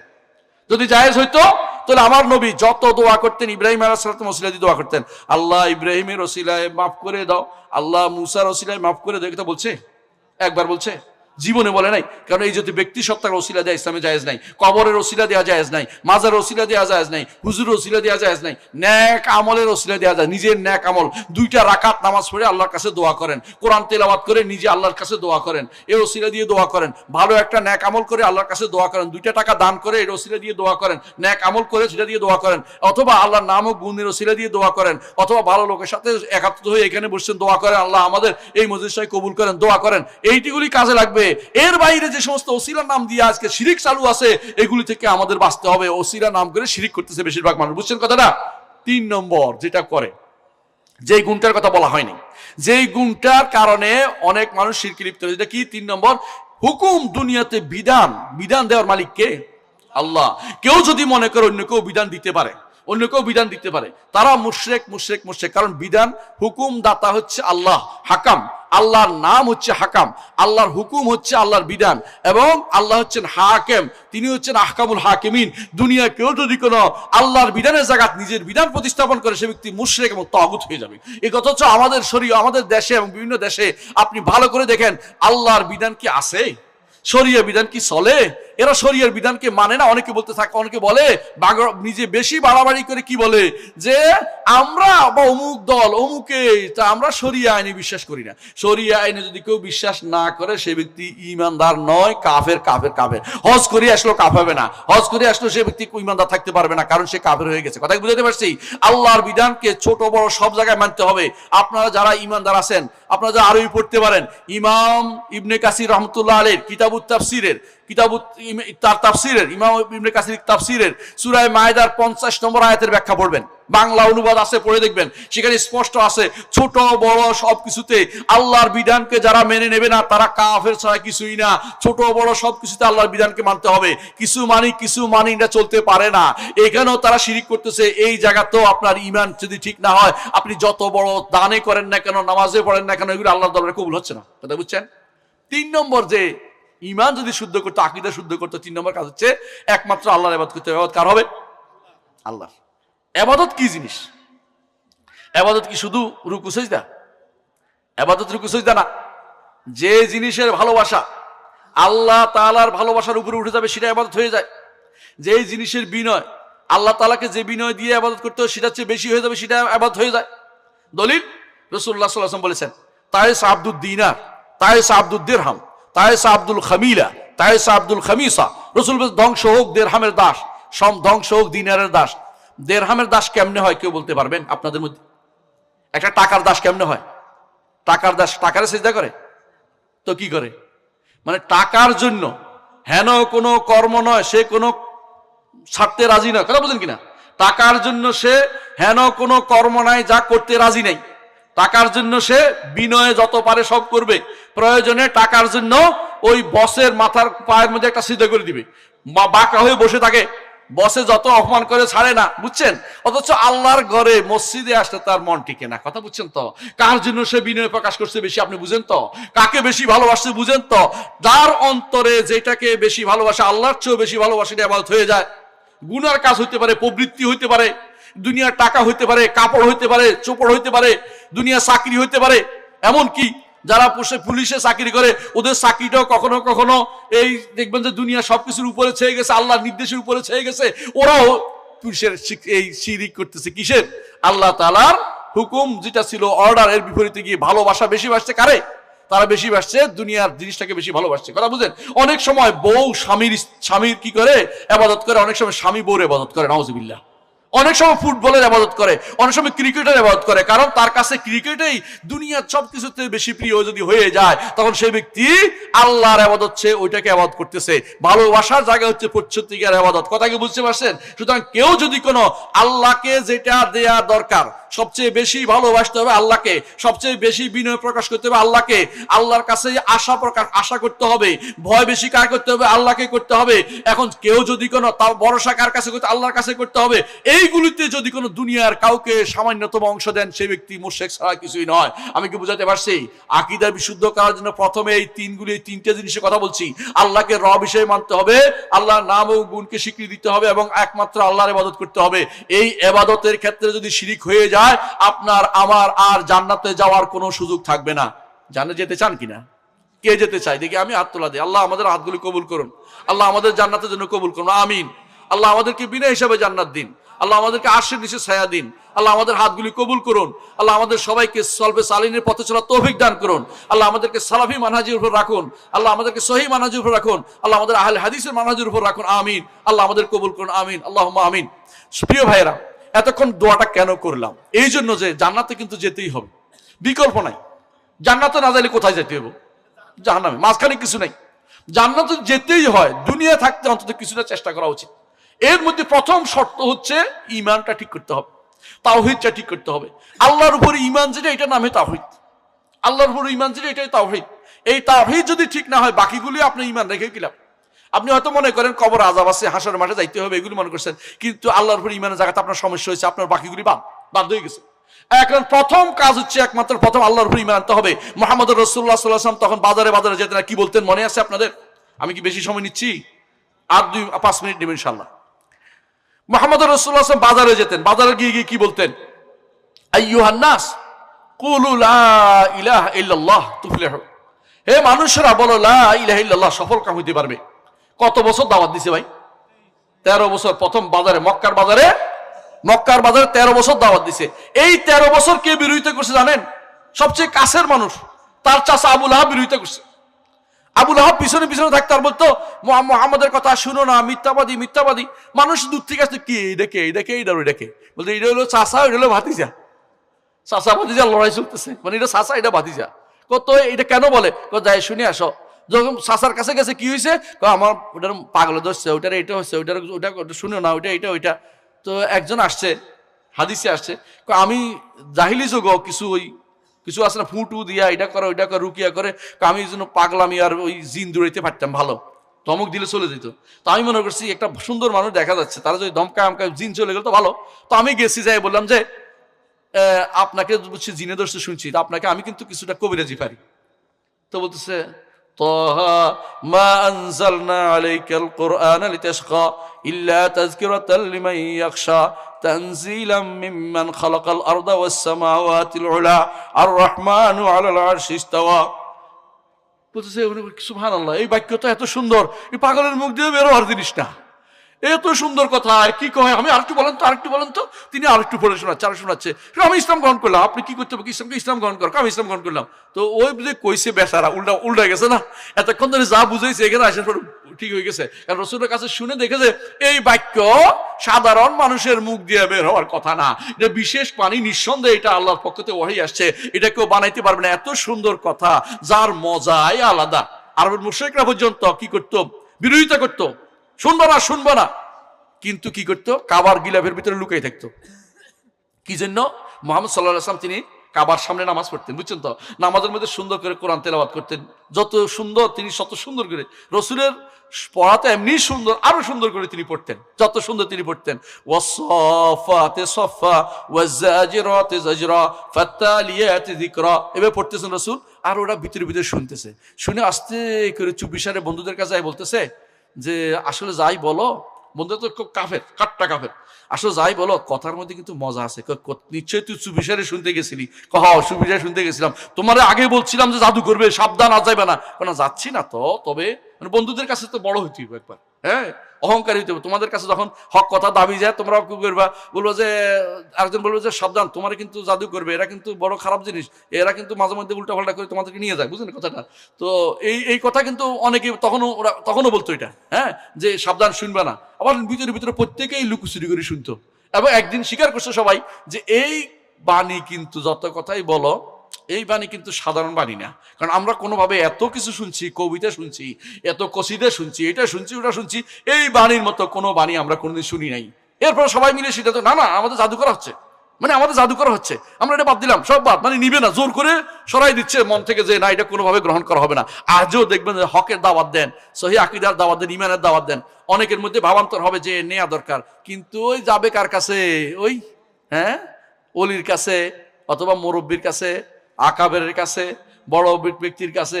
ওই ব্যক্তি কইব আগে বলছিলাম, তোমাদেরকে বলছিলাম, বড় করে করে মানা করে দিবে আপনাদেরকে, কেউ যেন শুনতে না পারে আপনাদের হক কথা, বুঝেন তো? আর কেউ বলবে ওয়াকাল আল্লাযীনা কাফারু লা তাসমাউ লিহাযাল কুরআনি ওয়ালগাউ ফীহি লাআল্লাকুম তাগলিবুন ফালানুযীকান্নাল্লাযীনা কাফারু আযাবান শাদীদান ওয়া লানাজিয়ান্না মাসওয়াল্লাযী কানু ইয়ামালুন। কাফেররা বা ওনারা কি আল্লাহর কোরআন যেন কেউ শুনতে না পারে এই বুদ্ধি করে, আল্লাহর কোরআন শুনতে চায় না। অনেকে দেখবেন যে আপনি কি বুঝেন, আপনি শুধু আমার এখানে বসে থাকবেন, আপনি কি কোরআন হাদিসে পড়েন, কোরআন হাদিস আপনি পড়তে পারবেন না, ইয়াং পড়াবেন, কোরআন হাদিস পড়লে নষ্ট হয়ে যাবে। এগুলো আপনাদেরকে বই পড়তেও মানা করবে, দেখবেন বই পড়তে, অমুকের বই পড়বেন না, অমুকেরটা এটা করবেন না। ও যে হক কথাটা বলছে কোরআন এবং হাদিসের রেফারেন্স দিয়ে, এইটা তার কাছে ভালো লাগে না। তাকে যদি কোনো গল্প বলা হয়, কি ওই রাতের বেলা দেখছে, যে রাতের বেলা কি দেখছে, সকালবেলা ঘুম থেকে উঠে দেখছি হুজুরের কাপড় চোপড় ভিজা। হুজুর আপনার কাপড় ভিজা কেন?